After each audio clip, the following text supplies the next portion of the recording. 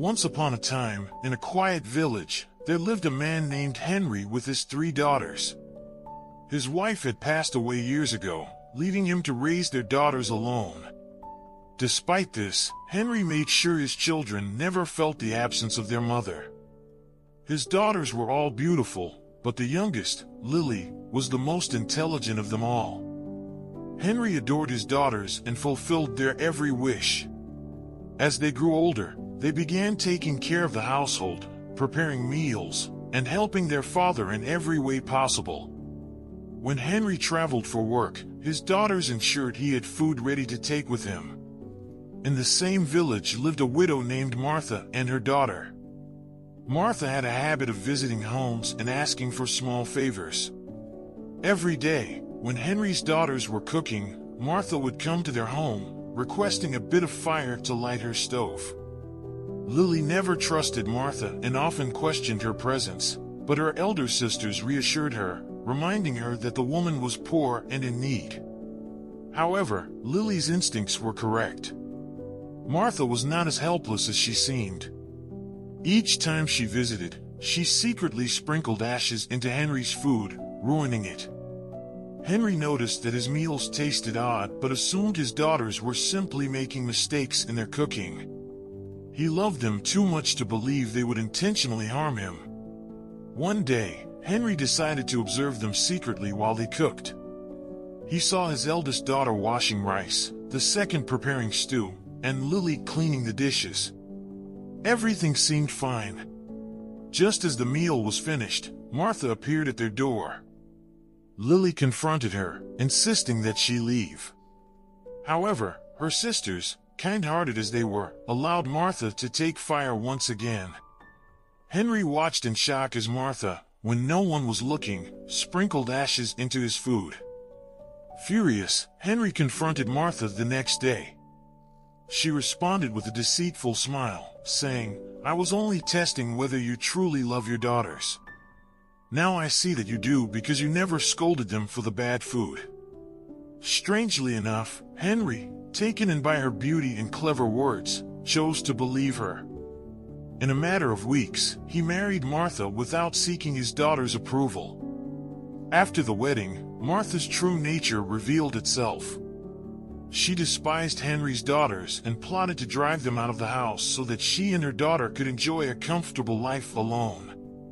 Martha forced the girls to do all the household work, depriving them of good food and proper care. They became miserable, but Lily, ever the problem solver, encouraged her sisters to stay strong. One day, she suggested they take a walk in the nearby forest to clear their minds. While wandering, they came across an old man who lived in a small cottage. Hearing their troubles, the kind old man pointed them to a tree filled with ripe, juicy pomegranates. "Eat as much as you like," he said. "These fruits will keep you strong." Grateful, the sisters ate the fruit daily, returning home with renewed energy. Martha, noticing their healthy appearance despite her cruelty, became suspicious. She sent her own daughter to follow them, who quickly reported back about the magical tree and the old man. Determined to cut off their secret food source, Martha tricked Henry into believing she was ill and could only be cured with a medicine made from the tree's roots. Without hesitation, Henry paid workers to uproot the tree and bring back its roots, unknowingly destroying the sisters' only refuge. The next day, when the girls went to the forest, they found the tree gone. Heartbroken, they wept beneath the old man's window. The kind elder emerged and, with a simple gesture, created a small stream of milk flowing from the ground. "Drink from this river whenever you are hungry," he told them.